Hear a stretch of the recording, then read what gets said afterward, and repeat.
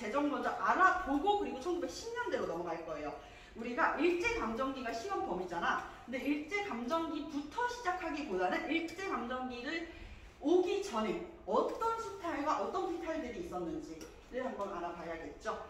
일단은 1905년입니다. 1905년 하면 우리가 딱 가보는 거 뭐야? 을사늑약이지. 을사늑약이 체결이 됐어요. 2차 한일협약 자체를 우리가 뭐라고 해요? 을사늑약이라고 해요. 왜? 을사년에 뭐였지? 우리가 승인하지 않았어. 우리가 오케이를 하지 않았는데 뭐가 된 거야?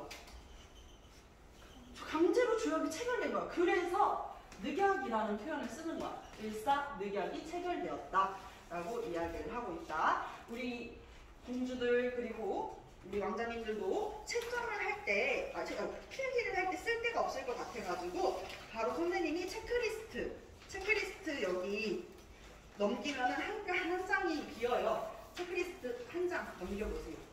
체크리스트 맨 이쪽에 있어요. 맨 아래에 체크리스트. 네, 체크리스트 넘기면 백지가 나오죠. 체크리스트 맨 앞에 체크리스트. 네, 맨 처음에 백지가 있어요. 백지에다가 이렇게 쓰면서 필기를 하시면 돼요. 선생님이 칠판에다 쓰는 내용은 여러분들도 무조건 옮겨 적는다라고 생각해 주시면 되겠습니다. 자, 을사늑약이 체결되면서 우리나라는 다른 나라랑 외교를 할 수 있는, 특히 다른 나라랑 조약을 맺을 수 있는 외교권을 박탈당해요. 이때부터는 사실상 우리나라의 주권을 피탈당하는 거나 마찬가지였어. 다른 나라랑 외교를 못하면 무슨 의미가 있어요? 일본이랑 불평등 조약을 맺었어. 이거를 일본으로부터 도와줘 라고 얘기할 수 있는 조약을 맺을 수 있는 권한조차도 피탈을 당한 것이니까요. 그리고 이때부터 통감 정치가 시작이 됩니다. 그렇기 때문에 일본의 통감이 우리나라에 와서 대신 정치를 하는 거야. 그러려면 통감이 있을 곳이 있어야겠지. 통감부를 설치한다. 통감부를 설치한다. 우리나라의 초대 통감으로 왔던 사람 을사늑약을 강제로 체결하고 그리고 여기 한일 신협약을 강제로 체결했었던 명성황후를 시해하기까지 했었던 이 사람 누굽니까? 바로 1909년 10월 28일 안중근에 의해서 사살당하는 인물 이토 히로부미입니다. 초대 통감은 이토 히로부미이고요. 2대는 이제 소네라고 하는 사람이었고 3대를 좀 기억해줘. 3대가 누구였냐면 3대는 데라우지 마사다케야. 데라우지 마사다케. 이 사람이 초대 통감이었고 여기가 3대 데라우지 마사다케를 기억만 해놔라. 일본 이름도 알아놓으면은 문제를 풀 때 더 용이해. 빈틈없이 문제를 풀 수가 있어. 자, 통감부를 설치했다. 여기까지 이게 통감이 우리나라에서 영향력을 행사할 수 있게 되는 거야. 이때 우리나라는 원치 않게 을사조약을 맺은 거잖아. 그래서 을사늑약이잖아. 이 억울함을 알리고자 1907년에 이제 네덜란드 헤이그에서 만국 평화회의가 열렸어. 여기에다가 우리들이 을사늑약 이거 너무 잘못됐다. 이 억울함을 알리고자 이준, 이휘종, 이상설 선생님이 파견됐었지. 우리가 이거를 헤이그 특사라고 해. 그렇지. 헤이그 특사를 파견했었다. 헤이그 특사를 파견했는데 이것도 사실 러시아의 마지막 황제였던 니콜라이 2세가 이야기를 해줬단 말이야. 고종한테. 야, 너네 지금 좀 큰일 난 것 같은데 네덜란드 헤이그에서 이 회의가 열렸을 때 평화회의니까 너네도 이 부당함을 좀 알려야 되지 않겠니? 라고 해가지고 파견을 했던 거야. 비밀리에 파견을 했어. 근데 네덜란드 헤이그에 이준, 이휘종, 이상설 선생님을 파견하니까 일본 입장에서 화가 난 거야. 되게 배신감을 느낀 거지. 을사늑약을 맺었을 때까지만 해도 우리 얘기 잘 듣는 것 같았는데 이제 와서 우리 뒤통수를 치려고 하네? 라고 생각을 했던 거지. 애시당초에 이 을사늑약에 고종의 도장을 찍은 애가 을사오적 중에 하나였던 학부 대신 이완용이었어. 이완용이 체결한 다음에 이토 히로부미한테 가가지고 저희가 잘 좀 부탁드려요 막 이러고 있는데 일본 입장에서 얘네 근데 이거 갑자기 왜 얘기한 거야? 다 된 거야. 이거 뭐야? 라고 생각이 들었으니 헤이그 특사가 파견되고 나서 이준, 이휘종, 이상설 선생님이 없는 자리에서 재판이 열려. 이걸 걸석 재판이라고 하거든? 이 선생님들 없이 재판을 하는 거야. 그러면서 사형, 무기징역이 선고가 돼. 이분들은 여기에 들어가서 정말 우리의 부당함을 알리지 못하면 끝이었어. 근데 만국평화회의에는 들어가지조차 못했던 거야. 이준 선생님은 그 자리에서 화병으로 쓰러지시고, 그리고 이상설, 유희종 선생님은 우리나라로 못 들어오잖아. 지금 네덜란드에서. 그래서 만주로 가가지고 독립운동을 하게 된다. 아, 우리나라 안에서는 점점 일본의 감시가 심해지니 만주로 많이 갔구나라는 맥락도 이해를 해볼 수가 있는 거야. 네덜란드 헤이그 특사가 파견되니까 이때 어떻게 하지 조선놈들이 우리말을 듣게 할까? 이렇게 누가 이런 걸 시킨 거야 했는데 고종께서 파견을 했었던 거잖아. 그치? 니콜라이 2세의 제안으로 고종께서 파견을 한 거니 고종을 가만둬서는 안 되겠다가 된 거야. 심지어는 이완용이 고종한테 직접적으로 얘기를 했어. 고종 미쳤어요?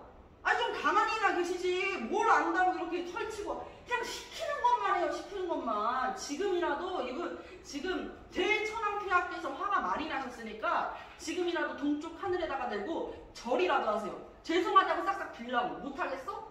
그럼 자살해! 라는 얘기까지 했었던 거야. 고종은 정말 너무 충격에 빠지는 거지. 그래서 자네는 대체 나의 신하요 아니면 일본의 신하요까지 이렇게 이야기를 했는데 결국 고종은 이 1907년에 강제로 퇴위가 된다. 헤이그 특사 파견 이후 강제로 퇴위가 된다. 고종이 강제로 퇴위가 되면서 고종의 아들이었었던 순종이 왕위에 오르는데 순종께서는 이미 독살을 당할 뻔 하셔가지고 이 독이 든 커피를 입에 물었었거든. 그래서 죽다 살아나셨어. 치아도 다 부식돼서 빠졌었다고 이야기를 했었을 거야. 그래서 사실 순종은 왕의 자리에 있었지만 오히려 일본 이 통감들은 자기 입맛대로 조정할 수 있으니까 더 편했지. 고종이 퇴위됐을 때 이때 잘 됐다 해서 1907년이면 정미년이거든요. 그래서 정미 7조약이라는 것을 맺게 되고 이것의 정식 명칭은 한일신협약이었어. 새로운 협약을 맺는다. 한일신협약. 이 협약을 맺으면서 일본인 관리들이 우리나라의 직접적인 내정을 간섭할 수 있게 되고 통감의 권한이 훨씬 강화된다. 권한이 강화된다. 라고 볼 수가 있는 것입니다. 이 통감이 실제로 인사권까지 장악할 수 있게 된 거야. 인사라는 게 뭐야? 안녕하세요. 이렇게 인사하는 게 아니라 관리를, 인재를 등용하고 채용하는 게 바로 인사야. 우리 회사에도 인사과 있잖아요. 우리가 회사에 취업하고 싶어.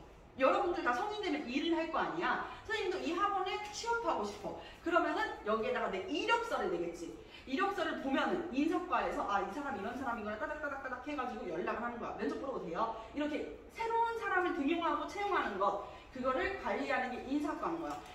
그럼 관리들도 이 통감이 다 인사권을 장악했다 그러면 관리들도 다 어느 나라 사람이겠어? 일본인! 당연한 거야. 일본인이라는 것이야. 그리고 1909년에는 이제는 여러분들도 한 번씩은 생각을 해봤을 거예요. 우리나라가 이제 외교권도 박탈이 되고 있고요. 외교권도 박탈이 되고 있고 나중 가가지고는 우리가 사법권, 재판에 가는 사법권까지 박탈돼요. 무엇을 통해서? 기유학서.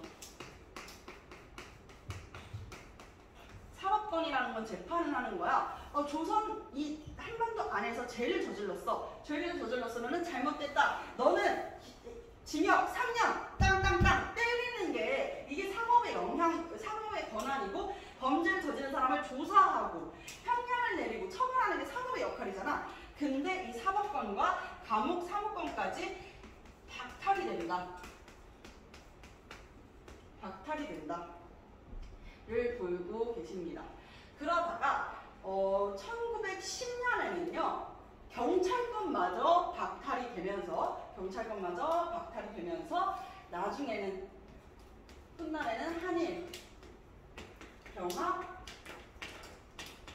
조약을 통해 우리나라의 이제는 우리나라의 주권을 상실케 하는 경술 국치, 나라의 치욕스러운 병술국치를 맡게 되는 것입니다. 이때부터 일제강점기가 시작되는 것이에요. 우리나라의 주권을 완전히 피탈당했다라는 이야기를 하고 있습니다.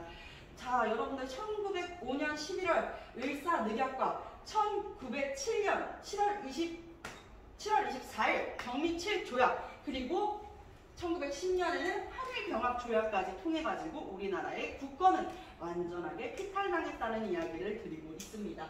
일제의 식민지배 정책 한번 같이 보도록 할게요. 1910년에는 일본도 처음인 거야. 이번 생은 처음이라처럼 일본도 이번 식민지배는 처음이다 라는 거지. 아직 어떻게 통치를 해야 되는지를 몰라. 그래서 1910년에는